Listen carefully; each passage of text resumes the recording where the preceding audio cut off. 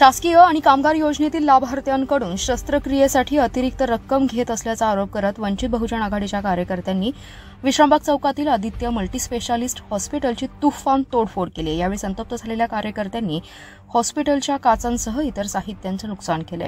दुपारी 12 वाजण्याच्या सुमारास सदरची घटना घडली। दरम्यान पोलिसांनी तातडीने घटनास्थळी धाव घेत आंदोलक कार्यकर्त्यांना ताब्यात घेतले। या प्रकरणी कारवाई करण्याचं काम सुरू होतं।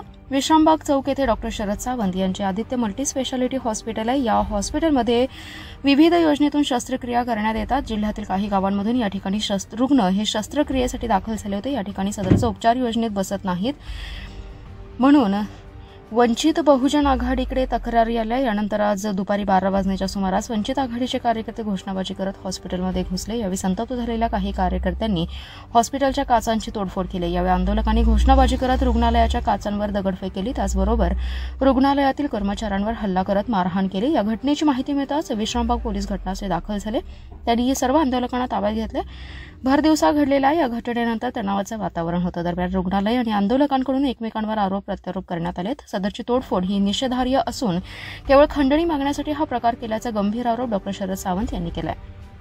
आमच्या रुग्णालयात योजनेतूनच उपचार केले जात असल्याचं सांगून त्यांनी सर्व आरोप फेटाळले आणि जिल्हा पोलीस प्रमुखांनी तोडफोड करणाऱ्यांवर कठोर कारवाईची मागणी केली। दुसरीकडे सामान्य नागरिकांना योजना नाकारणाऱ्या तसेच त्यांच्याकडून जादा पैसे घेणाऱ्यांवर कारवाई करून सदरचं रुग्णालय बंद करण्याची मागणी वंचितने केली आहे। परगवडा रायगडा पाटील आनंदपूरचा आहे आम्ही आल्यावर त्यांनी नुसतं ॲडमिट करून घ्या म्हटलं तर त्यांनी ॲडमिट नाही करून घेतला। म्हणजे ते 10-9 दिवस ॲडमिट झालं तर मग तुमचं फ्री होते, नाहीतर फ्री होणार नाही। फ्री होत नाही म्हटलं आणि ते गोळ्या औषध बाहेरचं लिहून दिलं आणि आम्ही त्यांचं दुकानात जाऊन विचारल्यावर त्यांनी म्हटलं ह्याचं पैसे द्यायला लागते, फ्रीमध्ये होणार नाही। आम्ही आनंदपुरात तिथनं फ्रीमध्ये आहे म्हणताना आम्ही आलो। मी 17 ऑक्टोबरला हॉस्पिटलला आली होती। त्यावेळेला मला लय दुखत होतं, माझा पोटात दुखत होता। हिने म्हटलं की मला रक्त टेस्ट करून या, गव्हर्नमेंट हॉस्पिटलपाशी कॅम्प आहे, इथं आहे तिथं आहे। मी 4 वेळा वर खाली केले, माझं हिने तपासलं नाही। शेवटी मला इथनं तिने माघारी घालवलं।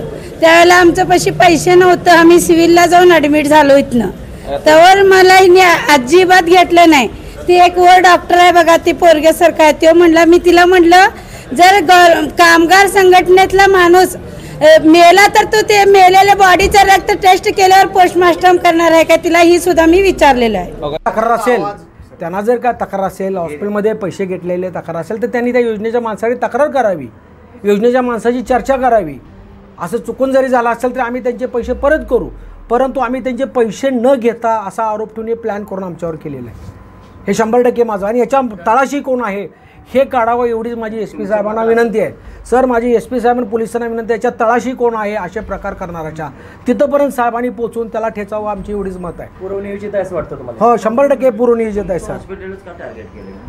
सर, हे सुद्धा सांगणं अवघड आहे, हे प्लॅन करून केलं आहे साहेब। तुम्ही गेले 25 वर्ष आपण एकत्र काम करतोय। आदित्य हॉस्पिटल किती तक्रारलेत पैसे घेतलेत म्हणून योजनेतल्या पेशंटची, एकही तक्रार नाही सर।